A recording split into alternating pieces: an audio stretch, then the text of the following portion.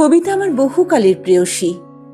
বোধহয় যখন আমার রথির মতো বয়স ছিল তখন থেকে আমার সঙ্গে বাগদত্তা হয়েছিল। তখন থেকে আমাদের পুকুরের ধারে বটের তলা, বাড়ি ভিতরের বাগান, বাড়ি ভিতরের একতলার অনাবিষ্কৃত ঘরগুলো এবং সমস্ত বাহিরের জগৎ এবং দাসীদের মুখের সমস্ত রূপকথা এবং ছড়াগুলো আমার মনের মধ্যে ভারী একটা মায়া জগৎ তৈরি করেছিল। তখনকার সেই আবছায়া অপূর্ব মনের ভাব প্রকাশ করা ভারী শক্ত, কিন্তু এই পর্যন্ত বেশ বলতে পারি কবি কল্পনার সঙ্গে তখন থেকেই মালাবদল হয়ে গিয়েছিল। কিন্তু ও মেয়েটি পয়মন্ত নয় তা স্বীকার করতে হয়।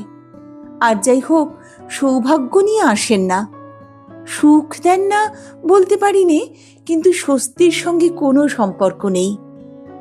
যাকে বরণ করেন তাকে নিবিড় আনন্দ দেন, কিন্তু এক এক সময় কঠিন আলিঙ্গনে হৃৎপিণ্ডটি নিংড়ে রক্ত বের করে নেন।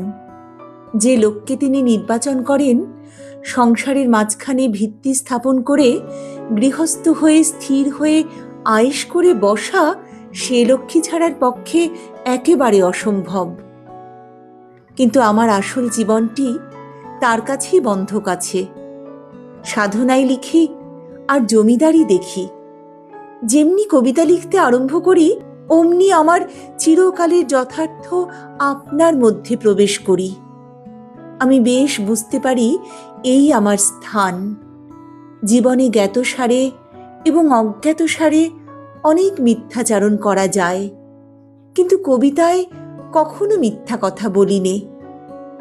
সেই আমার জীবনের সমস্ত গভীর সত্যের একমাত্র আশ্রয়স্থান।